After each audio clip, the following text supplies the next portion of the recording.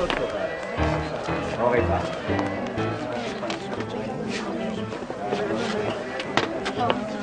Para saan to?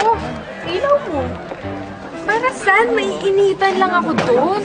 Ay naku, te, ano ka ba madilim sa dadaanan natin? Baka hindi mo makita, mahirap mga paano. Mga pa! Naranasan nyo na bang mga pa? Hindi mo alam anong gagawin. Hindi mo alam kung saan ka pupunta. Nangapa na ako dati. Sa pag-ibig. Akala ko magiging maganda ang mangyayari. Pero nasaktan lang ako. Mahirap sumugal.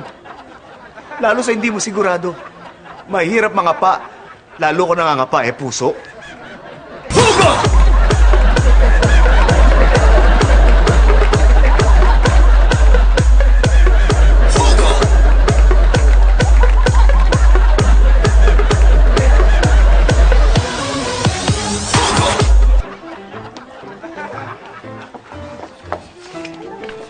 Alam mo, te, itong ilaw na to, pahawak na lang natin sa iba para maliwanag, no?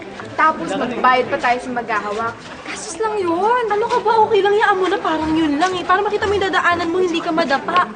Sus, ano naman kung madapa? Eh di tumayo ulit, tapos tuloy yung lakad. Ganun talaga dapat kapag nadapa. Dapat bumangon ka, pagpatuloy mo ang buhay. Masakit ang madapa. Napakasakit. Pero yung sakit na yun ang magpapatibay sa atin, yun ang magbibigay sa atin ng leksyon. Nadapa na ako dati. Sa pag-ibig. Nadapa na ako sa isang maling relasyon. Pero kailangan kong bumangon. Kahit nasasaktan ako, ang tawag doon, moving on. Hugot!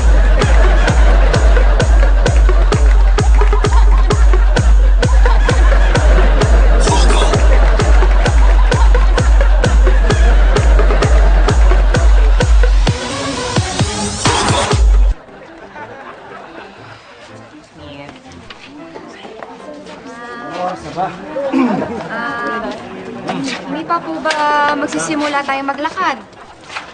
Ay, hindi pa. Mamaya na tayo maglakad. Hitayin muna natin yung anak ni Mayor. Ah, kasali pala yung anak ni Mayor. Yeah, syempre kasama yung anak ni Mayor, no? Kasi si Mayor ang nag-sponsor ng lahat ng ito, kaya nangyari ito. At dahil doon, ang anak niya rin ang magiging kasama ng imbitahan nating artista. At syempre, eto, siya pa ang Reyna Elena. Ha? Siya ang Reyna Elena? Eh, di ba? Ang pangit ng anak ng mayor na yun. Di ba mas maganda pa ako doon, ha? Bakit yun ang pangit nun? Ah, pangit? Pangit ba ka mo? Ha! Hello? May mas papangit pa ba dito? Hugot!